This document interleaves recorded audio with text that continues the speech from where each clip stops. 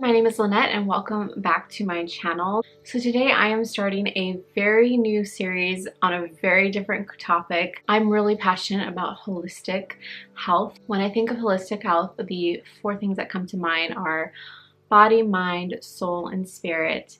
And in those things are your emotions, are emotional health and healing. As you can tell from the topic of this video, this is all about how to get over a relationship and move on. And yeah, I hope this is helpful for you. So I have 4 steps for you guys, and each step has an action point. So something that you need to do, something that you need to be proactive in. First thing that I really want to convey to you guys is that healing is essential. If you want to get over this person, if you want to start a brand new life, if you want to start over, whatever goal you have in mind, healing is absolutely essential, and healing takes time. So with all that said, let's get to step 1. Step 1 is learning to let go and surrender. Learning to let go of somebody sounds nice, and I mean, that's in theory what you're trying to do if you're trying to move on, right?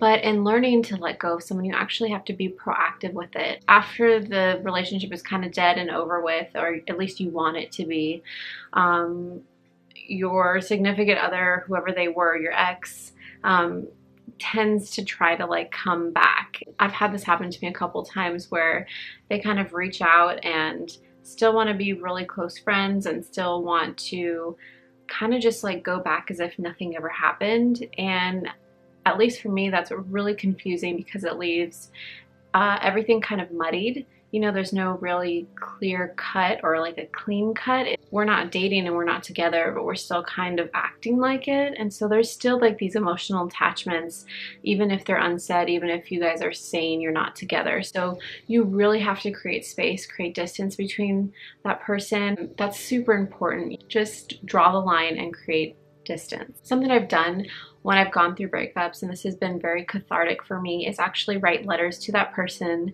with the intent of never sending them the letter. Let me reiterate that you do not send the letters. This is just for your benefit. But those letters really became a safe place for me to process my emotions, whether I was just missing him, whether I was really angry at him, whether I was really frustrated, whether I was just kind of all over the place, whether I felt like, hey, I'm actually not missing you as much today as I usually do. And it was really cool to see those letters and see me progress in my healing journey. The letters just acted as that safe place for me to communicate to them, but not communicate to them. So if you have been broken up with, or if you have broken up with someone, but you still feel like you're trying to create space, you really miss them, you're still like hurting, like write a letter to them. And what I did actually is I kept a box under my bed with all the letters that I've written to like different exes. And eventually I ended up like throwing all the letters away. I think I might have burned them.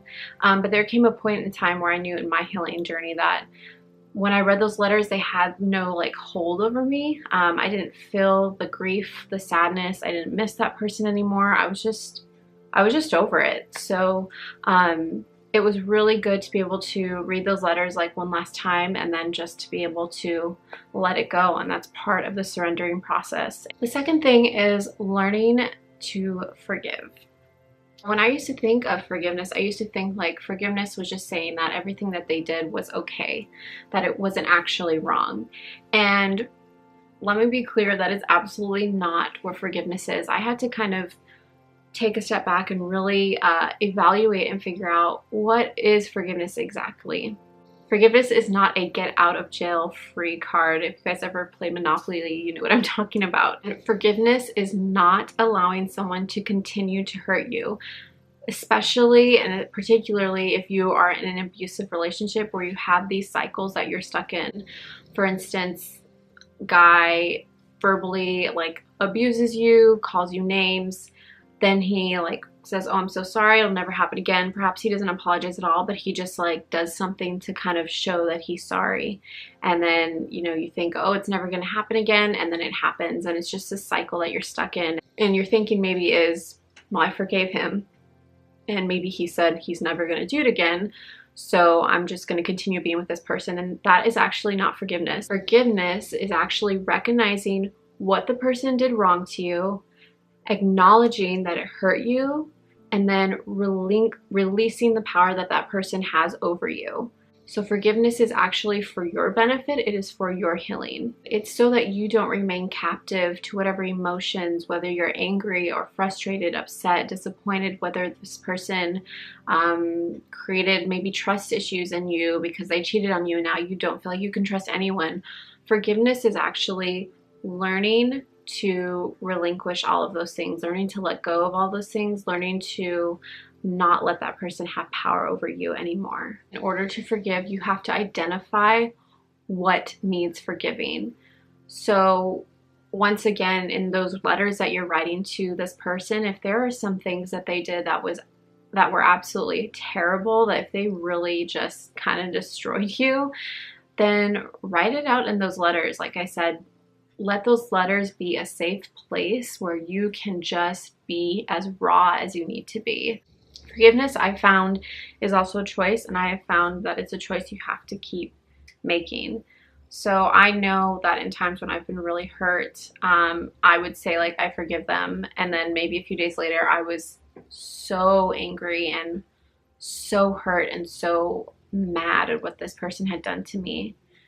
And I realized that I had to forgive them all over again. And so it's a choice, and it is an ongoing choice.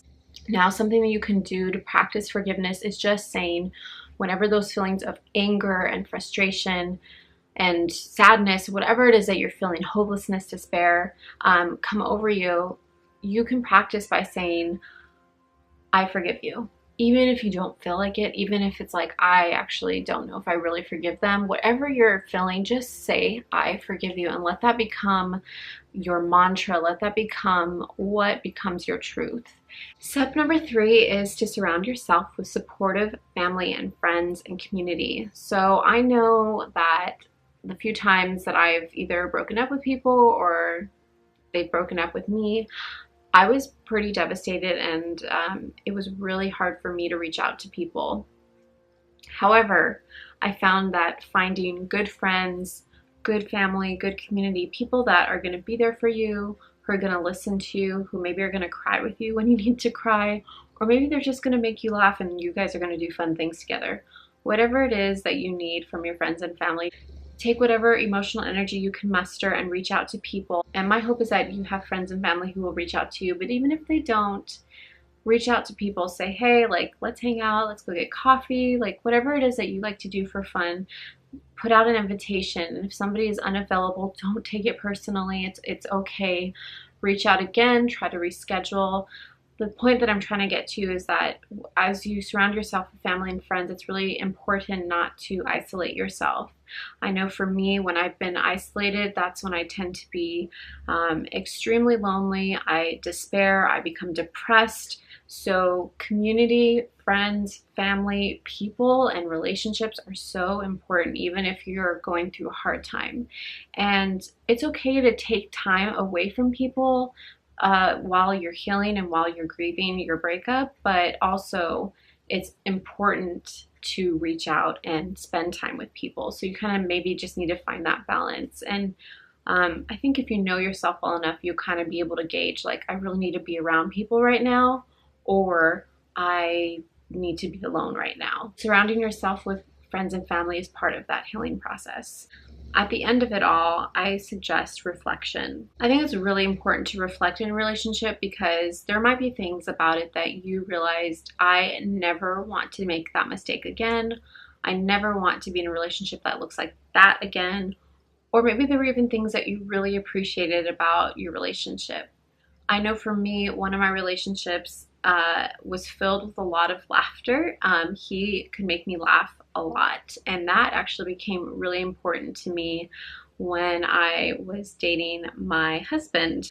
I wanted to be with someone that could make me laugh, and my husband's incredibly witty and very funny, and he definitely makes me laugh. But that was something I learned from previous relationships. So some questions you can ask yourself are, what did I appreciate about my relationship? Like I said, for me, it was being able to laugh a lot. Another question to ask yourself is, what didn't work? I know sometimes people maybe together have different values, and that can create tension and maybe some clashing. I know some people maybe just argue over how you manage finances. So just ask yourself what didn't work and then kind of process from there. And then finally, the last question I think you need to probably ask yourself is, are there areas I need to work on? So for me, that looked like in a lot of my relationships, I was very, very, very insecure.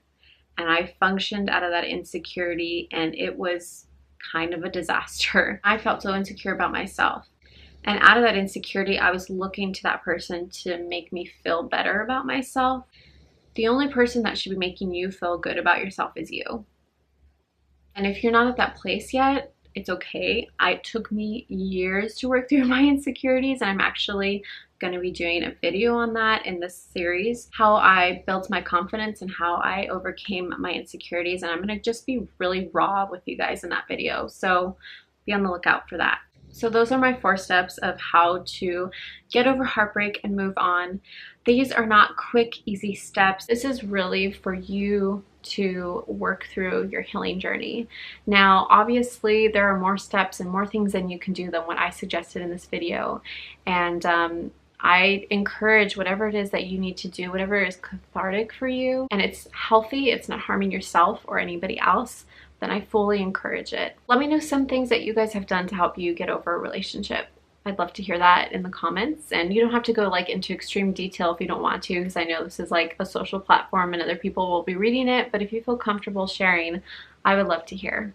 Alright guys, thank you so much for watching this video. I hope you enjoyed it. I hope you like this type of content. This is like the first time I'm creating content like this on my channel. I'm really trying to hone in on things that I'm passionate about, and like I mentioned in the beginning, I'm passionate about being a healthy person, spiritually, emotionally, physically, and all those different things. If you guys liked this type of video, please give it a thumbs up and be on the lookout for my upcoming videos. Like I mentioned, I'm going to be talking about confidence and how I got over my insecurities and learned to love myself. I think that's going to be maybe the next video or the video after that. I can't remember, but it's going to be in this series. And one last thing before I go is that I feel like all of my deepest, realest, most genuine healing really came from my faith and my relationship with God and with Jesus. And if you perhaps don't believe any of that, that's totally, totally cool. However, I want to create a channel where I'm super authentic with you guys. And part of being authentic and genuine with you is letting you know where I'm at in my faith journey. I really appreciate you guys watching. Please be on the lookout for my video next week. It'll be posted on Sunday. I post every Sunday and Wednesday. And with all that said, I will see you then. Bye.